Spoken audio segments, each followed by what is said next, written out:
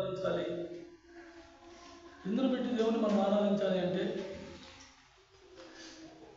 ఆయన ప్రతిరోజు నీతో నాతో మాట్లాడుతూ మన అవసరత కొద్ది మన అక్కర కొద్ది ప్రతి విషయాన్ని మనకు బయలుపరుస్తూ ఆయన సంకల్పం చొప్పున ఆయన ప్రణాళిక చొప్పున మనందరినీ కూడా కాసి కాపాడుతూ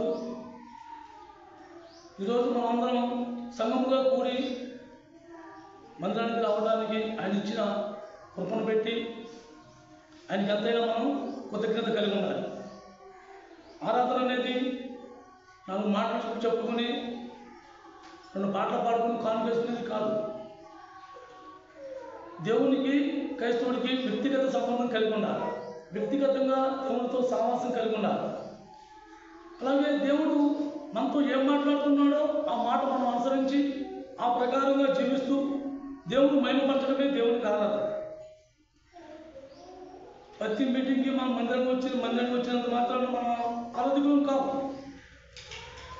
అలాగే ఈరోజు అనేక మంది ఆరాధన గురించి కూడా తెలియదు. ఆరాధన అంటే పాటలు పాడుకుని కానుకేసుకునేది అనుకునే వాళ్ళు చాలామంది ఉన్నారు. కానీ ఆరాధన అంటే ఏంటి?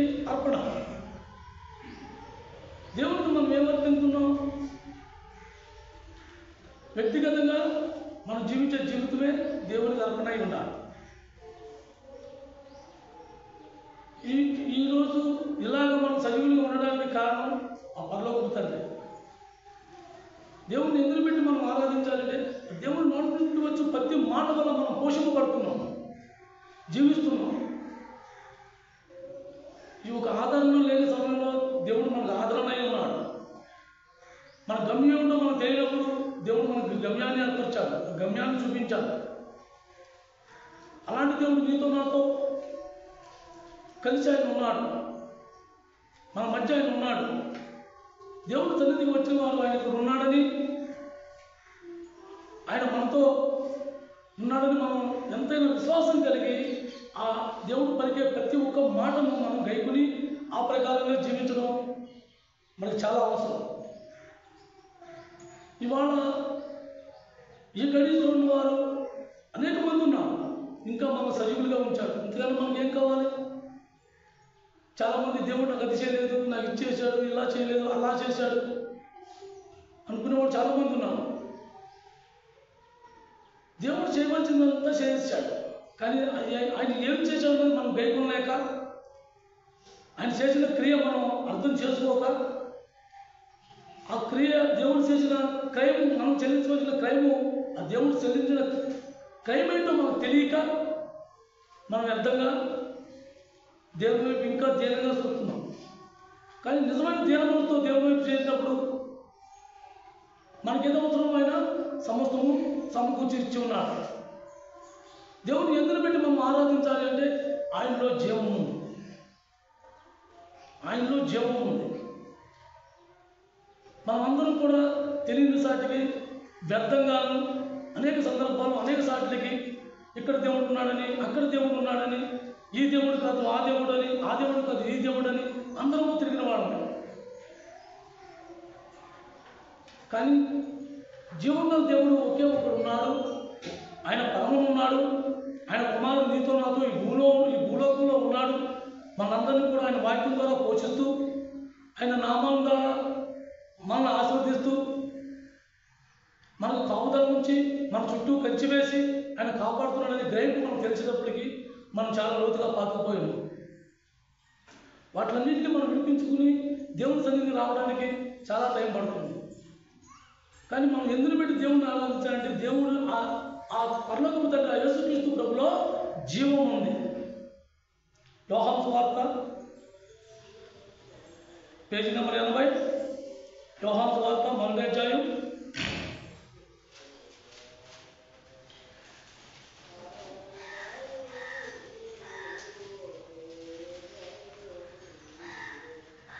1వ అధ్యాయం 4వ వచనం చదవగా, 4వ వచనం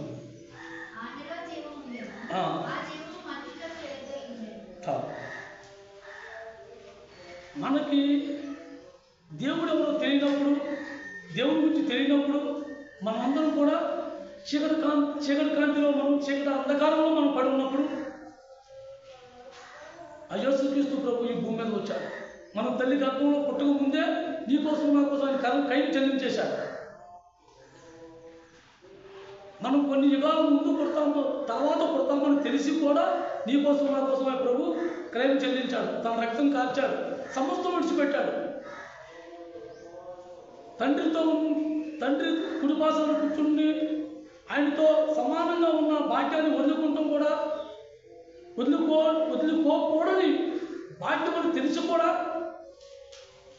అలాంటి ఆర్థికతను వదులుకుని అయినా నీ కోసం నా కోసం దీనుడైపోయి భూమి మీదకి వచ్చాడు.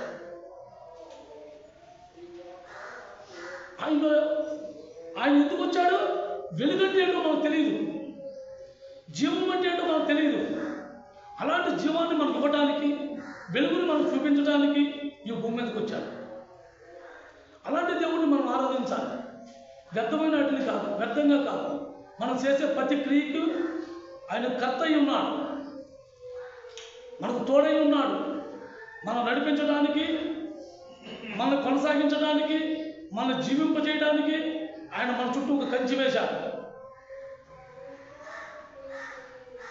మనం నిజ దేవుడిని తెలుసుకునే టయానికి మనం వ్యర్థమైన జీవితం జీవించేసి ఆ పాపంలో కూరుకుపోయి నేను అనుకున్న కానా, నేను వెళ్ళొచ్చా వెళ్ళకూడదా అనే స్థితిలో కూడా ఆలోచించుకునేవాడు బోల మంది ఉన్నారు. కానీ పోయిన వారం దేవుడు మాట్లాడితే దేవుడు ఎవరు చెప్తున్నాడు? నా ఎంతకు వచ్చిన వారిని నేను ఎవరిని తోసిపుచ్చాను. ఆయన సన్నిధికి మనం రావాలి. ఆయన ఏం మాట్లాడుతున్నాడో ఆ మాట మనం వినాలి, ఆ ప్రకారంగా మనం జీవించాలి. మనం ఎప్పుడు కూడా ఆయన జీవంతో పోషిస్తూ ఆయన ఇచ్చే జీవంతో మనం ముందుకు కొనసాగాలని ఆయన ఒక ప్రణాళిక. దాని అంతటిని కూడా మనం విడిచిపెట్టి మన ఇష్టానుసారంగా లోకక్రియలకు అలవాటు పడిపోయి లోకంలో మనం జీవిస్తూ దేవుడిని నిర్లక్ష్య పెట్టాం. అనేక సందర్భాల్లో అనేక విధాలుగా మనం తప్పిపోతూ ఉన్నాం, అనేక నష్టాలు పడుతూ ఉన్నాం, అనేక రకాలుగా మనం నష్టపోతూ ఉన్నాం. ఆయన నష్టానంతన్ని కూడా కూర్చేవాడెవరు? ఆ పరలోకపు తండ్రి, ఆయన కుమారుడైన యేసుక్రీస్తు ప్రభు. మనందరికీ మార్గాన్ని ఏర్పరిచిన వాడెవరు? ఆ యేసుక్రీస్తు ప్రభువే. మనకు మార్గం తెలియదు, మనకు సత్యమేంటో తెలియదు. అలాంటప్పుడు ఆయన ఈ లోకానికి వచ్చాడు. ఈ లోకానికి వచ్చి ఆ వెలుగు మనుషులకు వెలుగై ఉన్నాడు. నీకు నాకు వెలుగై ఉన్నాడు. మనం చీకట్లో జీవించినప్పుడు వెలుగంటూ మనకు తెలియనప్పుడు, ఆ వెలుగైన మార్పు ఏంటో మనకు తెలియనప్పుడు ఆయన ఆ వెలుగుని మనం వెలిగించాడు. మన మనోన్నతాలు వెలుగు చేశాడు. మనోన్నతాలు వెలిగించకపోతే, దేవుడు వాక్యం మనం తెలియకపోతే, దేవుడు తెలియకుండా మనం అజ్ఞానచిత్రంలో జీవిస్తూ ఉంటాం. కానీ ఎప్పుడైతే ఆయన జీవం మనకి ఇచ్చాడో, ఆ జీవం మనుషులకి వెలుగై ఉందో, ఆ వెలుగు మనం తెలుసుకున్నప్పుడు ఆ నిజదేవుడు ఎవరో మనం గుర్తెరిగి ఆ సత్యాన్ని అనుసరించి, దేవా నువ్వు తప్ప నాకు వెలుగు దారి లేదు, వెలుగు మార్గం లేదు, నువ్వే దేవుడువు అని మనం అంగీకరించినప్పుడు ప్రతి పాపం నుంచి మనం ఆయన విడిపించడానికి సిద్ధంగా ఉన్నాడు. ముందు మనం దేవుడి పట్ల విశ్వాసం కలిగి ఉండాలి. నా తండ్రి నాకు చేస్తాడని ఆశ కలిగి ఉండాలి. మన పిల్లలు ఏదైనా మనం అడిగినప్పుడు నేను చేస్తానని అంటే వాడు అంత ఆశతో ఎదురు చూస్తూ ఉంటారు.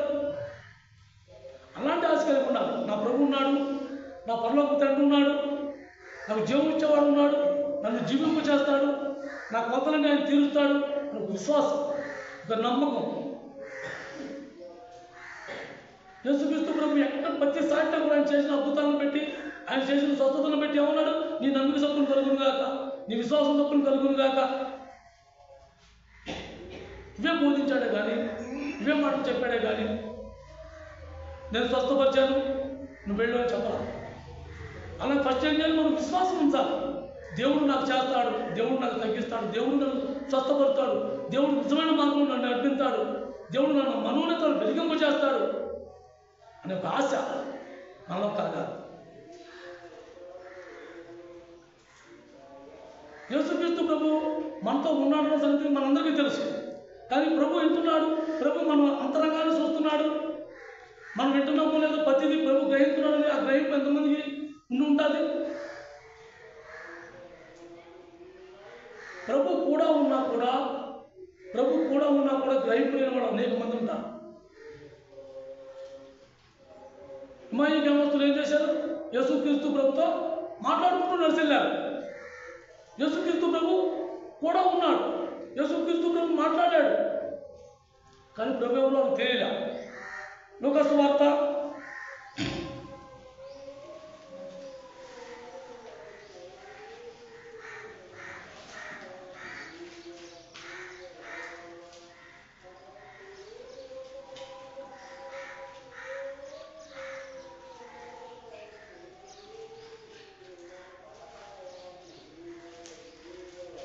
24వ అధ్యాయం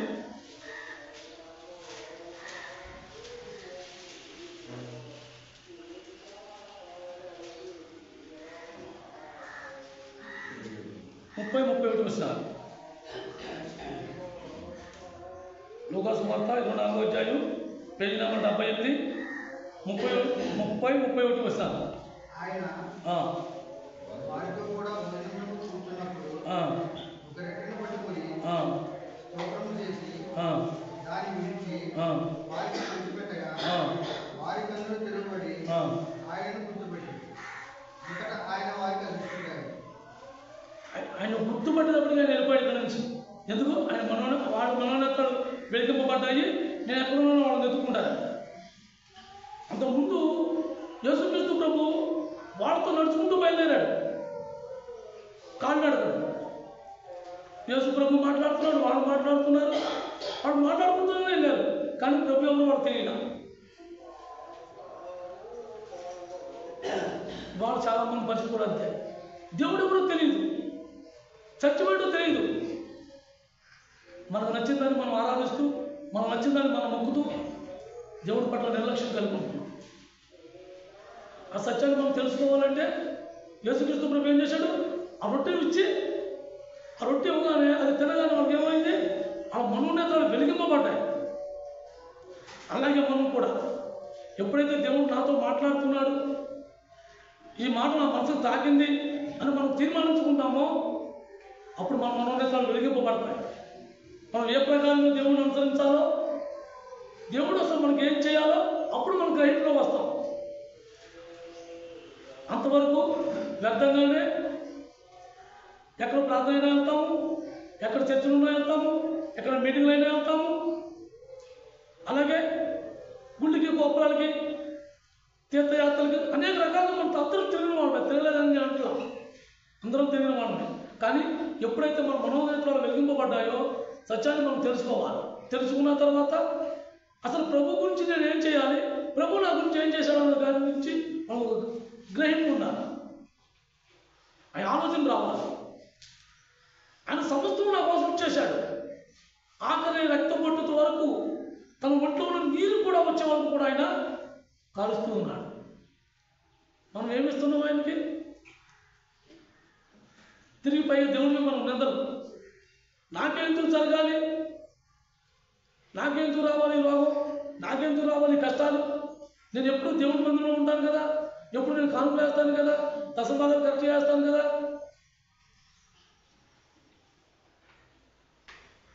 ఆ కీడు వల్ల, అది జరిగిన కీడు వల్ల వెనకాల పెద్ద మేలు దాగి ఉంటారు. కానీ ఆ గ్రహింపు ఎవరికి వస్తుంది? ఎవరైతే దేవుని ద్వారా వెలిగింపబడతామో వాళ్ళకి ఆ గ్రహింపు ఉంటారు. మనమందరం విగ్రహాల చుట్టూ తిరిగాం, కానీ ఏ దేవుడు కూడా చేయలేని కార్యం ఆ యేసుక్రీస్తు ప్రభు చేశాడు. నీకోసం, నా కోసం. ఆ అమ్మను గొరిపోతే ఇవ్వాలి, ఈ దేవుడిని ఏంటి ముడుపులు కట్టాలి, నైవేద్యాలు పెట్టాలి అని చెప్పుకునే విగ్రహాలు అనేక మంది ఉన్నాయి. కానీ మన కోసం క్రయం చెల్లించిన వాడు ఎవరు? నీకోసం, నా కోసం ప్రాణం పెట్టిన వాడు ఎవరు? మనం పొందవలసిన శ్రమలను ఆయన పొందిన వాడు ఎవరు? ఫస్ట్ ఈ గ్రహింపు ఉండాలి. దేవుని సన్నిధికి మనం వచ్చాము అంటే మనం ఏదో ఒకటి నేర్చుకోవాలి, తెలుసుకోవాలి. ఆ ప్రకారంగా మనం పునాది వేసుకోవాలి. నా దేవుడు నా కోసం నా దేవుడు ప్రాణమే పెట్టినవాడు, నాకు ఇది అవసరం ఉంది, ఈ అవసరం నా దేవుడు తీర్చడా అని ఒక ఆలోచన మనకు రావాలి. ఈ చిన్న కోరిక నా దేవుడు తీరుతాడు, నాకెందుకు భయం? తన కోసం ఏమీ ఉంచుకోకుండా సమస్తము నా కోసం ఇచ్చేశాడు నా ప్రభు నాకు ఆలోచన కలిగి ఉంది.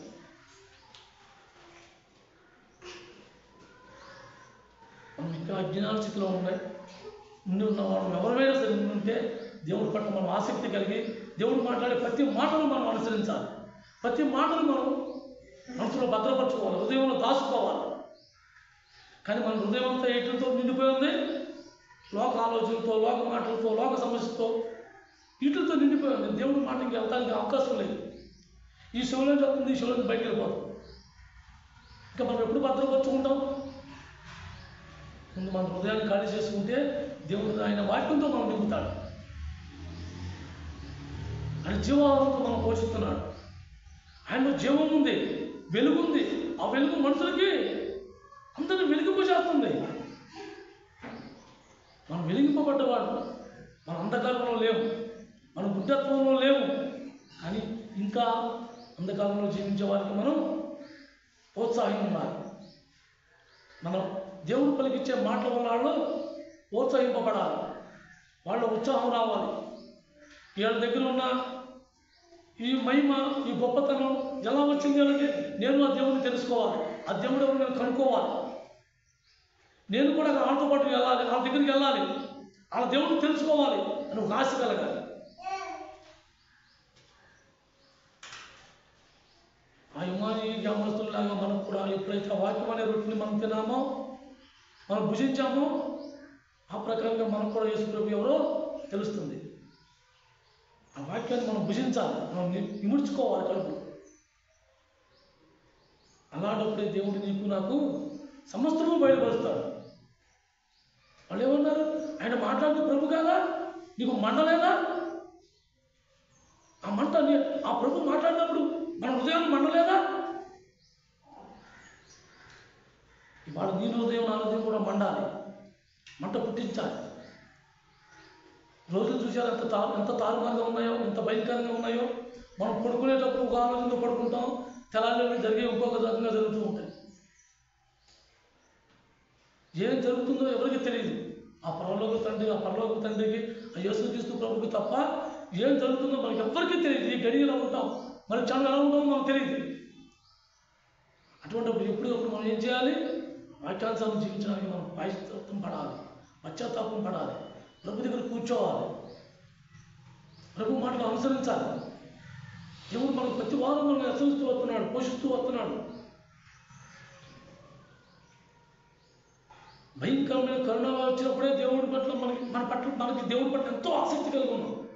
ఇవాళ మనలో కొంచెం సన్నంగా నిర్లక్ష్యం వచ్చేటువంటి కారణం ఎవరు? మనమే.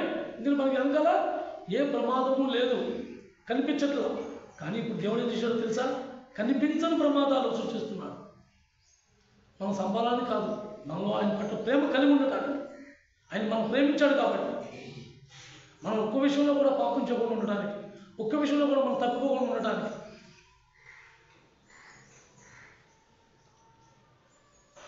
యెషయా గ్రంథం 60వ అధ్యాయం 640.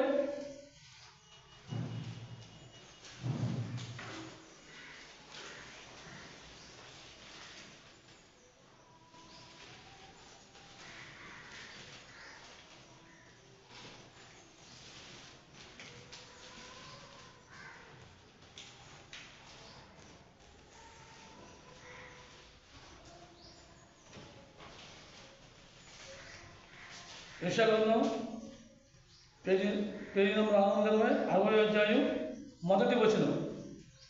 నీకు వెలుగు వచ్చినది, లెమ్ము తేజరిల్లము, యెహోవా మహిమ నీ మీద ఉదయించి. చాలు. ఈరోజే మన రోజు, రేపు రోజు మనది కాదు. ఈరోజు దేవుడు నీ మీద ఉదయిస్తున్నాడు, వెలుగు వచ్చి ఉంది.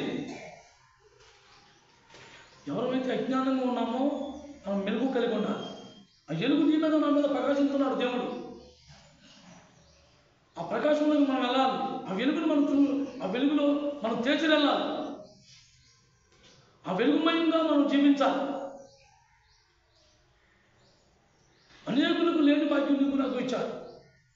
దేవుని పిల్లలుగా ఆయన మనం చేర్చుకున్నాడు. మన పట్ల ఎంత ప్రేమ కలిగి లేకపోతే ఆ భాగ్యం ఎంతమంది ఉంటుంది?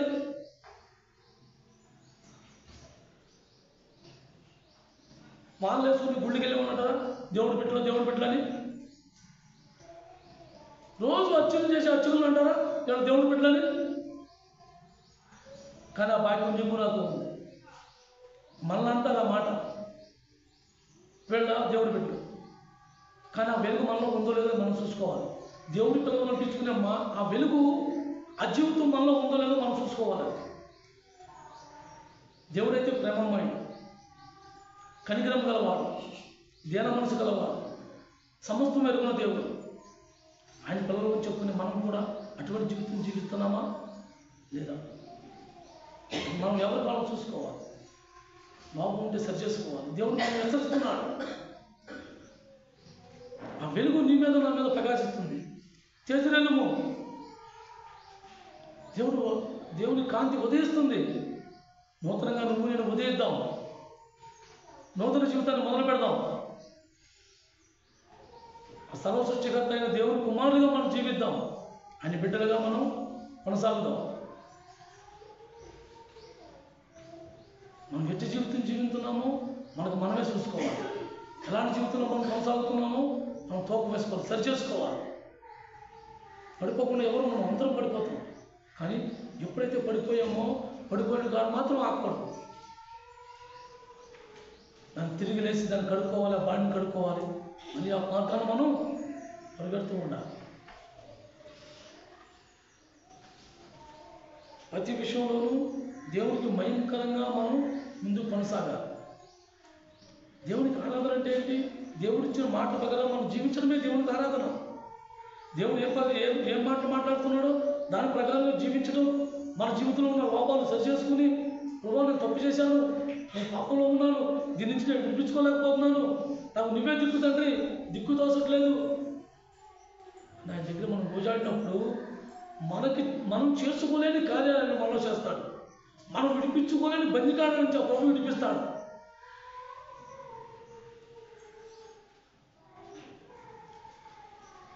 ఇరవై 27వ కీర్తన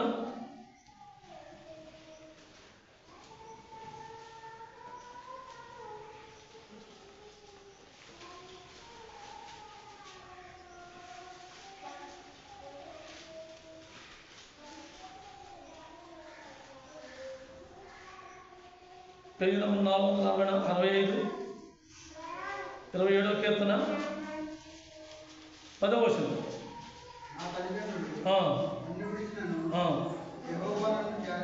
చాలు. మనందరూ విడిచేస్తారు. ఎవరు మనతో ఉండరు, ఎవరు మనకి తోడుగా రారు, తోడు ఉండరు. కానీ ఆ పరలోక తండ్రి మాత్రం నీకు నాకు నిత్యత్వంలో ఎప్పుడు తోడుగా ఉంటాడు. ఆయన జీవించమన్న జీవితం మనం జీవిస్తూ, ఆయన కోసం మనం నిలబడుతూ, సమస్తము ఆయన కోసం జీవితాన్ని తీర్మానించుకున్నప్పుడు ప్రతి విషయంలోనూ ఆయన తోడుగా ఉంటాడు. దేవుడు నమ్ముకుంటే కష్టాలు తీరిపోతాయని మాత్రం నేను చెప్పను. కానీ నువ్వు పడే కష్టంలో ఆయన నీతో ఉంటాడు. ఇది మాత్రం వాస్తవం.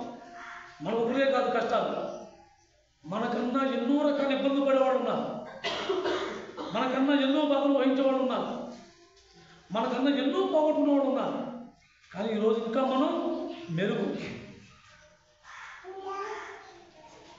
మన కష్టంలో, మన అవసరతలో, మన దిక్కు తోసని స్థితిలో మనం ఉన్నప్పుడు ఆ పరలోకపు తండ్రి యేసుక్రీస్తు ప్రభు మనతో ఉంటానని చెప్తున్నాడు. నీతో పాటు నేను ఉన్నా. ప్రతిసారి కూడా ఆయన ఏమంటున్నాడు? భయపడవద్దు, నేను మీతో ఉన్నా. భయపడకుండా నేనే. ఒకవేళ నీకు ఏదో సమస్య వచ్చినప్పుడు ఏమంటున్నాడు ప్రభు? భయపడకుండా నేనే. సముద్రం పొంగినప్పుడు, వరదల్లో ఆ పొంగుల్లో వాళ్ళందరూ కూడా తల కింద అల్లలాడిపోయినప్పుడు, ప్రభా మేమంటే మీకు చింత లేదా అన్నప్పుడు ప్రభు ఏమన్నాడు? భయపడకుండా నేనే. నీటి మీద నడిచొస్తున్నాడు యేసుప్రభు నీటి మీద నడిచొస్తున్నాడు. దోణి అల్లలాడుతూ తిరిగి చూశారు. చూడినప్పుడు వాళ్ళు ఏమంటున్నారు?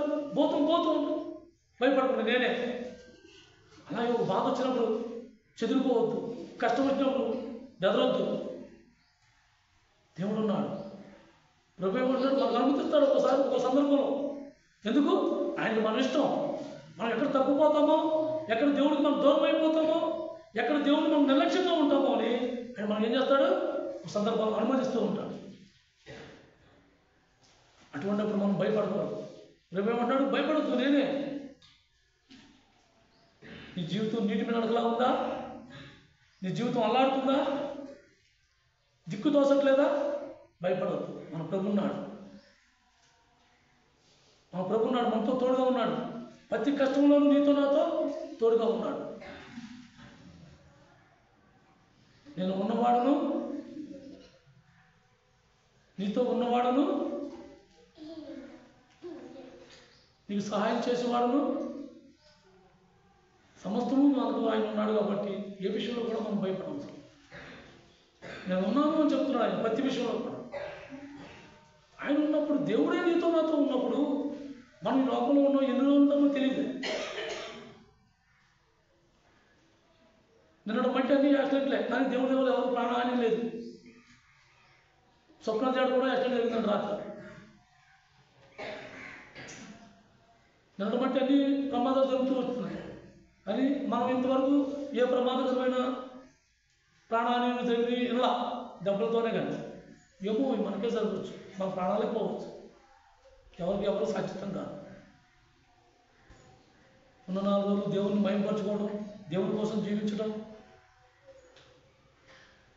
నేను జీవించలేకపోతున్నాను ప్రభు అంటే ఆయన జీవింపు చేస్తాడు. ఆయనలో జీవం ఉంది. ఆ జీవం నీకు నాకు ఇస్తాడు. ఆ జీవం ఇవ్వడానికి భూమి మీదకి వచ్చాడు ఆయన.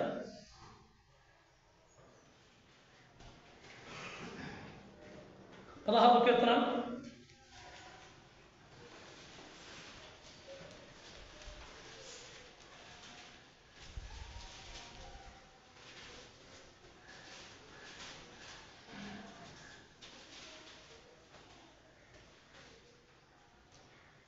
16వ కీర్తన 11వ వచనం, పేజ్ నెంబర్ 458.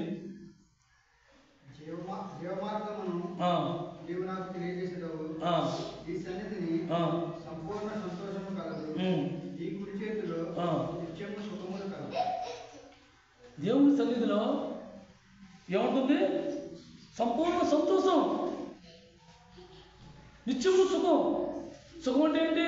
నువ్వు ఆయన తినేసి పడుకుంటానుగా కాదే, నీ మనసు ఒక నెమ్మది. నువ్వు ఎలాంటి కష్టంలో ఉన్నా, నువ్వు ఎలాంటి స్థితిలో ఉన్నా, నువ్వెంత ఇరుకులు ఇబ్బందుల్లో ఉన్నా, ఎంత బాధ వహిస్తున్నా, ఆ మందిరంలో కూర్చునే వాడికి నెమ్మది. దేవుడు నీకు ఇచ్చే ఆ మాటతో, దేవుడు పలికే ఒక మాటతో నీ మనసు నెమ్మదిగా ఉంటుంది. సంతోషం,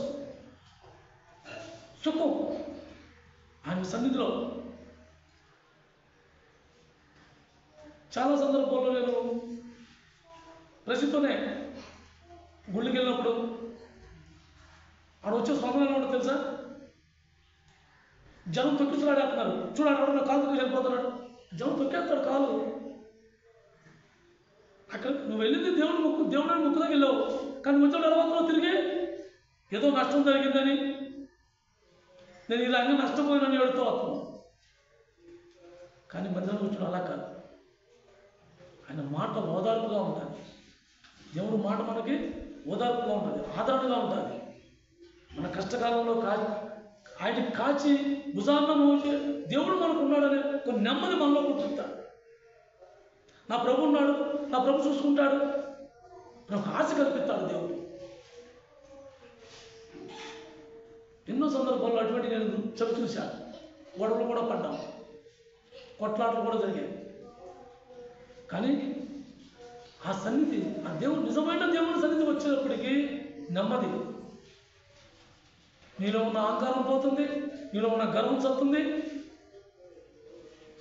వంకర మార్గాలు సరి చేసుకుంటాం, ఎత్తుపలాలు సరి చేసుకుంటాం,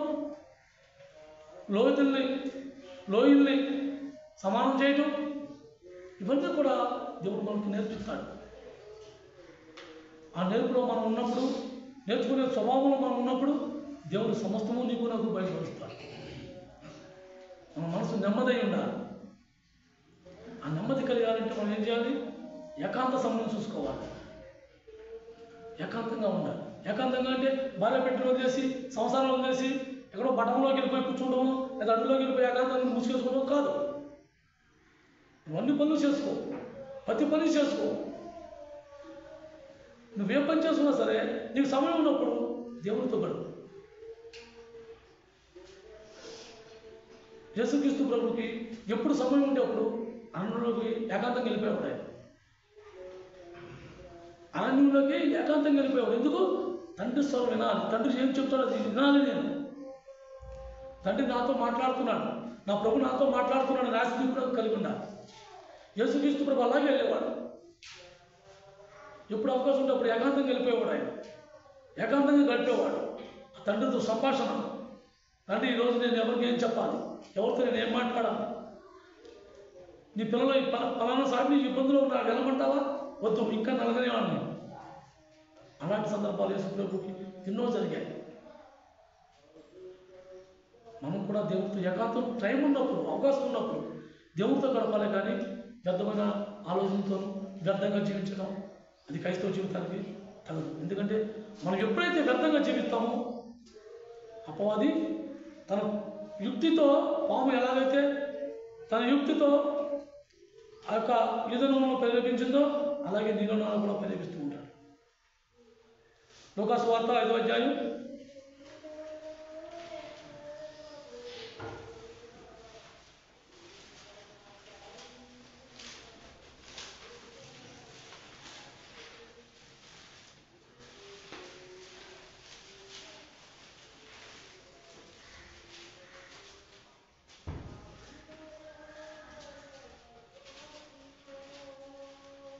5వ అధ్యాయం 16వ వచనం. ఆయన ప్రార్థన చేయటప్పుడు అరణ్యంలోకి వెళ్తున్నాడు. అరణ్యంలోకి ఎందుకు వెళ్ళాలి? యేసు ప్రభు ప్రార్థించడం చూడలేదా? మూడు చోటు ఉంది కదా. కానీ అది ఏకాంత జీవితం గడుపుతూ ఏకాంతంగా ఉండడం మనం నేర్చుకోవాలి. మన పనులన్నీ చేసుకో. మనకు ఏ పని మనం మానవసరం. నా వ్యాపారం చేసుకోవచ్చు, నీకు పనికి వెళ్ళవచ్చు, ఉద్యోగం చేసుకోవచ్చు, మానబిడ్డలతో సంసారం చేసుకోవచ్చు, అన్నీ చేసుకోవచ్చు. కానీ అన్ని సందర్భాల్లో నీకు ఖాళీ లేకుండా ఉంటుంది కదా. కానీ ఆ ఖాళీ సమయంలో మనం ఏం చేయాలి? ప్రభుతో ఏకాంతంగా గడపడం నేర్చుకోవాలి. ఏకాంతంగా గడపడం నేర్చుకోవాలి. మనకు కొన్ని టైం ఉంటే ఏం చేస్తాం? సినిమాకి, లేకపోతే సెంటర్కి, లేకపోతే ఫ్రెండ్స్ దగ్గరికి. ఇలాంటి చేసినప్పుడు ఏదో రకంగా మనం చోటిస్తూ ఉంటాం. వాళ్ళ ఆదామును వదిలి ఒంటరిగా వెళ్తాం వల్లే ఆ 5వ వనంలోకి సాతానుడు ప్రేరేపించవలసి వచ్చింది. అలాగే మనం కూడా ఒంటరిగా ఉన్నప్పుడు బైబిల్ చేతితో పట్టుకోవాలి. దేవుని సన్నిధికి నువ్వు రాలేకపోవచ్చు, కానీ నువ్వు కూర్చున్న కాడే, నువ్వు ఉన్న కాడే బైబిల్ దగ్గర లేకపోవచ్చు. కానీ దేవుడికి లోన పెట్టిన బైబిల్ ఉంది. నీకు ఏదైతే వచ్చిన జ్ఞానం వచ్చిందో ఆ వచ్చినాలే నువ్వు జ్ఞానించుకుంటూ దాన్ని ఎవరు వేసుకుంటూ నీ మనసులో దేవుడిని జ్ఞానించుకుంటూ అదే నీకు బైబిల్. మనం కూడా ఏకాంతంగా యేసుక్రీస్తు ప్రభులాగా ఏకాంత సమయం ఉన్నదా? ఏకాంతంగా దేవుడితో గడుపుతూ మనం నేర్చుకున్నప్పుడు మనం ఆ సాతాన్ని ఎలా జయించాలో దేవుడు మనం చెప్తాడు. ఎప్పుడైతే మనిషి ఒంటరిగా ఉన్నాడో అపవాది ఖచ్చితంగా ఏదో ముందు దానికి బాగా ఇష్టం. వాళ్ళ ఆదాముని వదిలి వెళ్ళకపోతే ఒక దొరికేది కాదు. ఈరోజు ఈ లోకంలో ఉండేదేమో కాదేమో, ఏరియాలో ఉండేదేమో. కాబట్టి మనం ఎవరు ఎలా ఉన్నామో, ఎవరు దేన్ని మనం సరి చేసుకోవాలో, దేవుడు మనతో ఏం మాట్లాడాడో ఆ ప్రకారం మనం జీవించడం మనం నేర్చుకోవాలి. దేవుడు మనకు ఏమై ఉన్నాడు? వెలుగై ఉన్నాడు. ఆయనలో జీవం ఉంది. ఆ జీవం నీకు నాకు కావాలని కోరుకున్నప్పుడు మనం ఏకాంత సమయంలో అడగాలి. ఆ వెలుగు నాకు కావాలి ప్రభు, ఆ జీవం నాకు కావాలి. ఏకీభవించాలి ఆ ప్రభుతో. ఎందుకంటే రోజులు తక్కువ, ఎప్పుడు దేవుడు రాకడో తెలియదు, మన ప్రాణం పోకడో ఎప్పుడో తెలియదు. మన సమయం అంతా వ్యర్థంగా పాటు చేసుకున్న దేవుడితో మనం జీవించడానికి మనం ఆశపడి ఉండాలి, మనకు ఆలోచన కలిగి ఉండాలి, దేవుడికి నేర్చుకోవాలి. మనం నడక ప్రారంభించాం, నడుతూ ప్రయాణంలో ఉన్నాం. ఈ ప్రయాణంలో అనేక ఒడిదుడుకులు వస్తూ ఉంటాయి, అనేకమైన ఇబ్బందులు వస్తూ ఉంటాయి, సమస్యలు వస్తూ ఉంటాయి, బాధ వస్తూ ఉంటుంది. ప్రతిదానికి ఒక పరిష్కారం దేవుడిస్తాడు. దేవుని దగ్గర మనం భోజాడితే, దేవుడిని మనం అడిగితే దేవుడే తెలియపరుస్తూ ఉంటాడు. అలాంటి నెమ్మదైన మనసు, ఆ స్వరం మనం ఉండటానికి, ఆ నెమ్మది కలిగి మనం ఉండటానికి, జీవించడానికి ఆ ప్రభు అయిన యేసుక్రీస్తు దగ్గర ఆ జీవం మనం తీసుకోవడానికి మనం ఆశపడి ఉండాలి. నా సమయంలో తీసుకుంటారు.